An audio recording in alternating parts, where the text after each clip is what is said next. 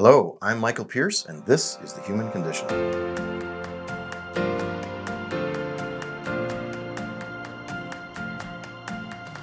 Today, we're talking about sleep apnea tips when CPAPs are out of stock. The continuous pressure devices that provide the mask that people wear when they go to bed at night if they've got obstructive sleep apnea are out of stock around the world because of supply chain problems. And so that means that a lot of people are struggling to find CPAP machines and solutions for what to do when they've got sleep apnea. So we need to talk just briefly about what is sleep apnea. Sleep apnea is an obstruction of the airway that leads to stoppages of breathing. So the person actually halts breathing for a period of time. They may literally stop inhalation. They'll be and they'll continue to inhale.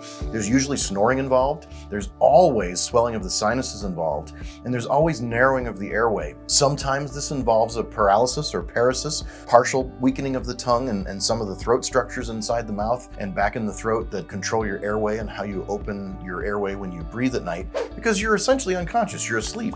So your brain and brainstem needs to control your tongue and your soft palate and your throat muscles and your epiglottis and all those different structures so that you don't drown and you can swallow and that you can keep your airways open while you sleep and maintain your sleep posture. Because we're not completely paralyzed when we sleep, but we're also not completely awake and in control of our posture. So let's go through these one by one. The first I'd like to talk about is alcohol. Alcohol is a real problem for people that have sleep apnea because alcohol is a semi-paralytic. It does relax the central nervous system. It does make the central nervous system more inhibited. It's an inhibiting neurotransmitter type of molecule.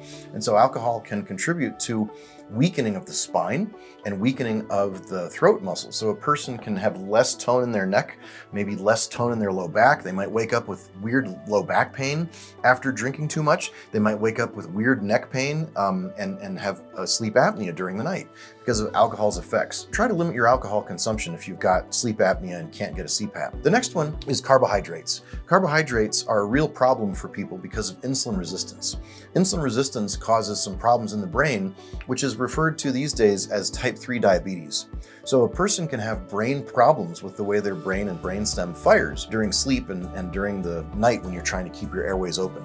So reducing carbs of all kinds during the day and at night is important. You might find that you wake up in the middle of the night with cravings for carbs and you may have to really dive into blood sugar. And the next one is mucus. I think perhaps the largest contributor that is kind of the dirty little secret about sleep apnea that nobody wants to talk about in orthodox medicine is the idea that mucus-producing foods abound in our world today. So a mucus-producing food is anything that acts like an antigen or that acts as an irritant to the immune system or to tissue in your intestine, whether the immune system is officially fired by antibodies or not. So what are the mucus-producing foods? Well, for 30 years, the nutrition magazines and the professional journals of nutrition have shown that dairy proteins and sometimes inflammatory fats, like omega-6 fats, and sometimes even carbs and insulin resistance rather, can produce mucus. And so that mucus can be produced in the ear canals so that you get earwax and clogged ears. It can be in the sinuses, in the nose, and in the pharynx, the throat. It can also be down in the intestines through the 21 feet of your small intestine and the rest of your large intestine, your stomach. There can be all kinds of excess mucus produced. This mucus production goes with a swelling of the sinuses, a swelling of the passageways, because as the tissue swells, the hole or the space, there's a tube that the air flows through, gets narrower. So those mucus-producing foods are also high lectin foods. There are quite a number of high lectin foods that are out there that have lots of lectins, L-E-C-T-I-N. And these lectins are essentially defense proteins that are highest in plants. They're highest in grains, nuts, beans, and seeds. And they're also present in some other foods, but they're mostly concentrated and the worst, the most difficult in those grains, beans, nuts, and seeds. So a lectin-eliminating diet or a lectin-binding diet where you take binders that are substances that stick to lectins do very well. And for some people. So it might be that a person could take a binder like activated charcoal or a binder like seaweed, kelp. There is glucosamine sulfate, which is made up of the shells of ground, seafood like shrimp. In fact, a lot of people claim that their joints feel better when they take glucosamine sulfate, and they think it's because they're getting thicker joints and thicker cartilage. That happens sometimes, but a lot of times it's simply because of the binding effect of the irritative lectins. They take the lectins by mouth and eat the lectins. They take the glucosamine, it sticks together and comes out in their stool, and voila, they don't have the irritating compounds that irritate their joints. And so they end up with less joint pain through a mechanism that isn't what they think. The next one, number 4, is taping the nose open. There's several different tape methods out there, and I'm not going to endorse any single one, but there are several, from ones that are taped over the bridge of the nose or that tape over the nares, which is the actual area around the hole of your nose, and they open up your nose by either having cross fibers that link or by having stretchy fibers within them that you stretch across your nose, and they when they stuck to your face, they hold your nose open and they give you a slight bit more airway without having to flare your nostrils. And there are other ideas where you tape your mouth shut. Now this can be dangerous if you've got a real breathing problem or some kind of asthma, so be careful if you have a breathing condition or something like asthma. If you're going to tape your mouth shut, you might have some trouble. The 5th one is anti-inflammatories and sleep supplements. So there are a number of supplements that may help for people that have sleep apnea with no CPAP available. The first ones are the anti-inflammatories that might reduce the swelling of the sinuses, and those would include things like turmeric or curcumin, which is the active ingredient. It might include Boswellia serrata, and it might include something like white willow bark or resveratrol. These are 4 natural anti-inflammatories that a lot of people take. And then there's also the sleep herbs that help people sleep and relax, and those are things like ashwagandha, vervain, valerian, jujube even. Hops especially work great for men, not just men, but men particularly, and passion flower and German chamomile. And there's also magnolia extract is quite useful for sleep and helping people sleep. And there's many formulas out there. A lot of different companies produce formulas that are either single ingredient or combinations of these ingredients to help with inflammation and actual sleep and relaxation. The 6th one is things that cut mucus. If you're ever in a vocal program and you're learning to sing or you're speaking, you may learn from your vocal instructors to use things that will cut mucus if you're recording. And one of those is lemon juice, and the other one is raw apple cider vinegar. These are mild acids and strong acids that are used to cut mucus. Also salt. Gargling with salt water is a very useful way to quickly thin the mucus and allow the person to have less mucus and less thickness to the secretions in their throat. A person's secretions should be fairly watery, a lot like water or tears. The secretions in the throat should not be super thick. If you've got really thick mucus or very thick stringy mucus, there's something wrong with the chemistry of that mucus, and the most common reason for that is foods. The next one, number 7, is getting an upper cervical chiropractic evaluation and adjustment. This may seem really strange to some people, but there are some real misalignments of the atlas that can cause the first vertebra in your neck right here that can cause some strange misalignments that can cause a couple of things. One is airway problems and tongue problems, and the other one is the flow of cerebral spinal fluid to the actual brainstem. And so that can create some really curious problems where people will get an adjustment and they feel great afterwards. There are great chiropractic adjustments that are very general and very non-specific, and there are super specific ones called Atlas Orthogonal or NUCCA or Blair. And these are methods where you take an x-ray of the head and neck, very specific x-ray, and learn how to realign the neck very precisely and get it back in shape so that a person can feel better and lose that obstruction that can mess with their airway directly or indirectly. The 8th one is to have a sleep study. The most common reason for people to have a sleep apnea that would cause a need for a CPAP is obstructive sleep apnea, which comes from the throat and the sinuses, the tongue, and all of that peripheral tissue that's not inside the brain.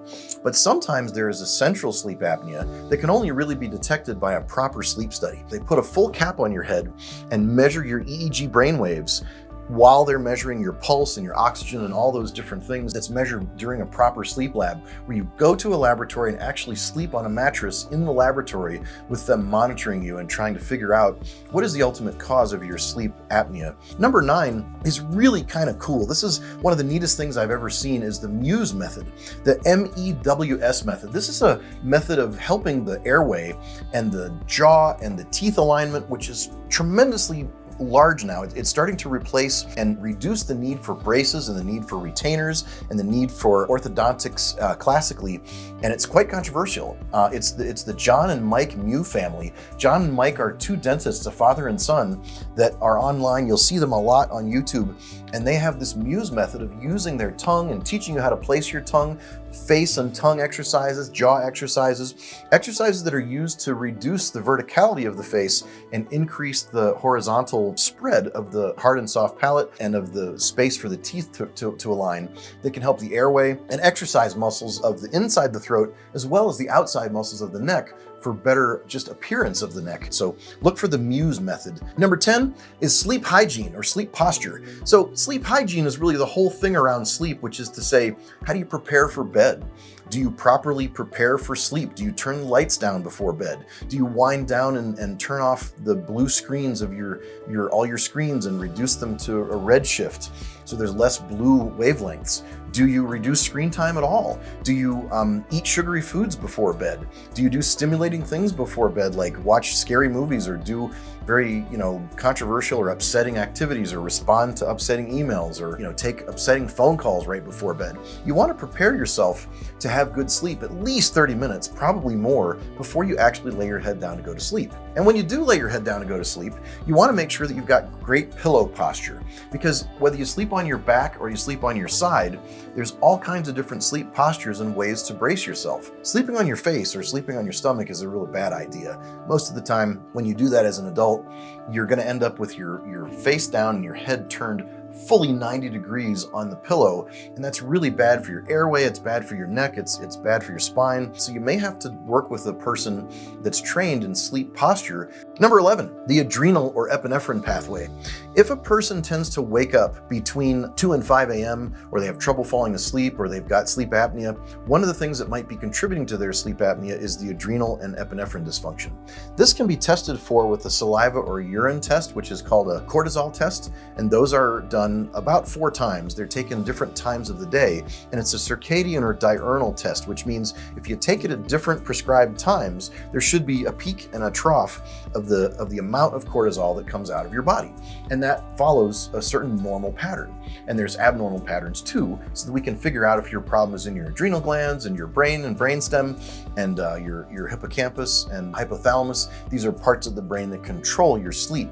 So we can use supplements and we can use diet and we can use other things to help control the adrenal system. And the epinephrine system can be tested with organic acids, which is also done in urine. And then last is blood sugar. We touched on blood sugar before, but if somebody wakes up at night hungry and has to actually go to the refrigerator and eat, if you've got to have snacks next to your bed, you may have a real blood sugar problem. You may be pre-diabetic or diabetic and not know it. Make sure that you go get tested with a lipid panel and a blood sugar test and a hemoglobin A1C. And so we have to talk about this idea that if you have a blood sugar problem and you're getting a fatty liver, which is very common, you can also get a fatty tongue. And if you get a fatty tongue, this has actually been on CNN, you can get subcutaneous fat that occurs throughout your body under your skin, but you can also get a fatty liver or visceral fat, which is fat around your organs. That's fat around or in your liver and in your pancreas, and it's also fat that can form in your tongue. And so you get a swollen tongue that's swollen literally because of fat deposition. One of the difficulties of having blood sugar problems with insulin resistance and fat gain in visceral fat is that there's no test for it. There's no blood work that actually reveals it. You have to have some kind of imaging to show it. And each person is different. We can have skinny fat where your body is skinny, but you have this fat deposition in your organs. And that fat produces adipokines, which are chemicals of inflammation. And those chemicals of inflammation can cause all kinds of problems in the brain. They can cause difficulty. They can contribute to cancers in the body. They can cause inflammation in the brain and autoimmune reactions in the brain. They can cause problems with your sleep and dysregulations of orexin, which is one of the chemicals involved in your body's regulation of sleep. So that's 12 different concepts and ideas that you can use for sleep apnea tips when CPAPs are out of stock this year and next year, because it's going to continue for a long time.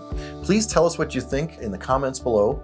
Please like and subscribe if you like what we're doing. Please tell us what you don't like if you don't like, and please ask us questions. Tell us what you'd like us to tell you about and what topics you'd like us to explore on this channel.